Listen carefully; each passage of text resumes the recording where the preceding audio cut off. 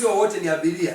Wengine ndio kazi yao, yani anatoka amepiga sopu vizuri asubuhi, anaenda pale. Sasa wao umeshika na kamkoba hivi, halafu umembeba na mtoto, kakiregea kidogo kamkoba, ameshapokonya.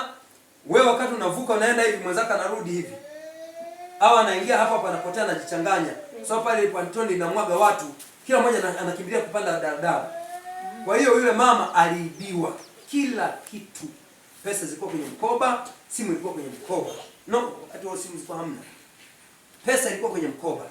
Miaka hiyo simu ilikuwa hamna. Walikuwa nazo wachache matajiri.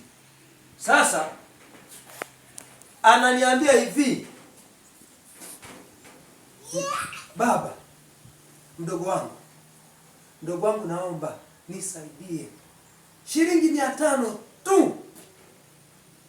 Naenda Mbagala, inisaidie nauli.